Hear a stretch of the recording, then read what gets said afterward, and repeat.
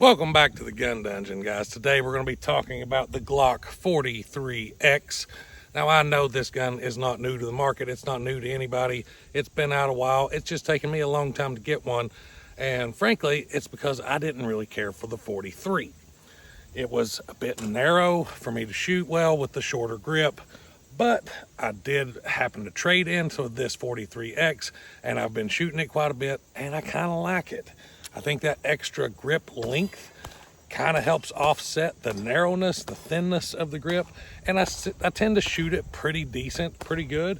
It feels pretty good in the hand.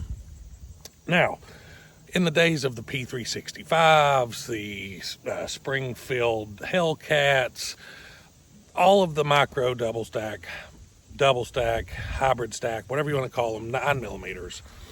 What does this bring to the table? Well, essentially, not much. It's a 10-round magazine from Glock, single stack, with a grip length very similar to that of a Glock 19, which I have right here. So we'll put the Glock 19 up there with it. Look at that. It is the exact same length or height as a Glock 19. It is quite a bit thinner though. And with the Shield magazines, aftermarket magazines that you can get for these, you do have to use an aftermarket mag catch with those, the Shield mag catch as well. And those mags are fairly expensive for what they are. You can go up to 15 rounds in this 43X, which is the same capacity as the Glock 19 double stack magazine with factory Glock mags. So you do have that option. That is quite a bit of firepower in a very thin, small handgun. Now, talking about 10-round mags, you also have the Glock 26 here. This Glock 26 is also a 10+1 round gun. So what do we have the difference here? Let's just put the 43X behind. The 43X is quite a bit longer in the grip, as you can see, but for the same amount of rounds, you're going to get a longer grip, but quite a bit of difference in the thickness here. So inside the waistband, that thickness can make a difference. Now, is it enough of a difference to make up for the grip length? That's kind of for you to decide. You got to decide whether the thickness of the gun matters more, the grip length matters more, whatever. The barrel lengths are essentially the same on the Glock 26. Slide lengths are really, really close to the same. It's just a tad bit shorter on the 43. Line up the back of the barrels are the exact same length. So you're not really gaining anything there as far as velocity, performance-wise. Now, I'll say this, the 26 is a bit heftier as far as weight-wise. So the shorter grip, thicker slide, same amount of rounds, but you're going to have more meat in the slide because it is thicker. So there is a little bit of a weight difference there with that weight preference going to the 43X. So why the 43X? I did swap the sights out. I do not like factory Glock sights. You'll see none of my Glocks have factory sights on them. And you'll hear people say all the time, oh, well, if you got to change the sights and you got to change the magazines, you got to change the triggers and you got to change the barrels, then why buy a Glock? Well, you don't have to change all that stuff. It's a preference thing. And I typically change the sights on about all of my guns unless they come with really good night sights from the factory, which isn't always the case. SIG seems to have some pretty decent sights from the factory, but I typically change my sights. That's just what I do. But like I said, it's a Glock 43X. It is the MOS. It has the option to run red dot optics on there. You do have to buy the plates to match it. Another thing you have to purchase.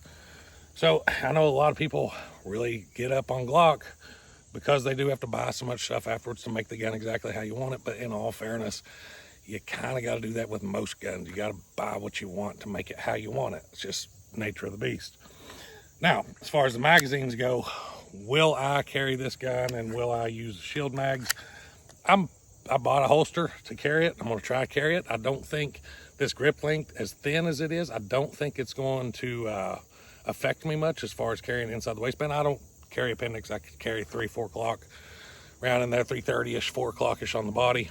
But I do like a Kydex with a claw feature on it, like the Vetter light tuck. But like I said, this is a fairly concealable handgun. But like I said, I shoot it pretty decently. It shoots pretty well for what it is, and that extra grip length. Plus, I just shoot Glocks well. I always have, all except for the 43. I couldn't shoot the standard 43 very well at all.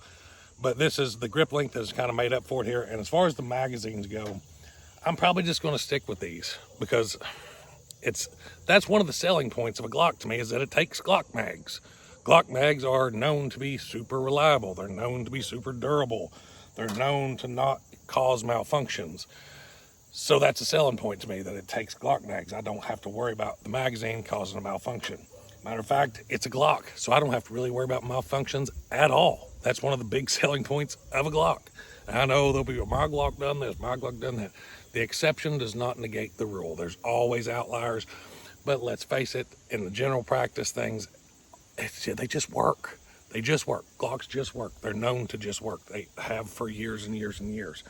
So that's a good selling point for me. Now with these sights on here and the extra grip, I feel like I'm shooting it a little bit better today than I was the other day. But you know what? Let's just go ahead and try for some up there at the gong, because I ain't done that today. Gary Gong, 80 yards right there. 5 rounds. See what we can do.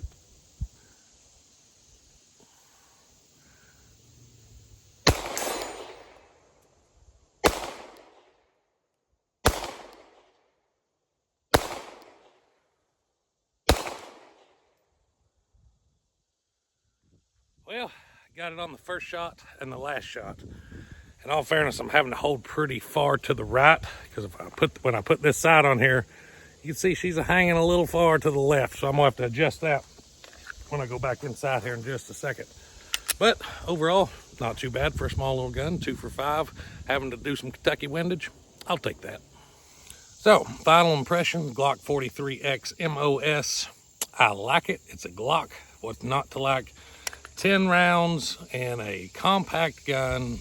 Not really a, I don't know, subcompact maybe-ish. Not really. It's the length is the same as what they call a compact, the Glock 19, but it is more narrow, so somewhere below a compact and above a subcompact. I would classify it there.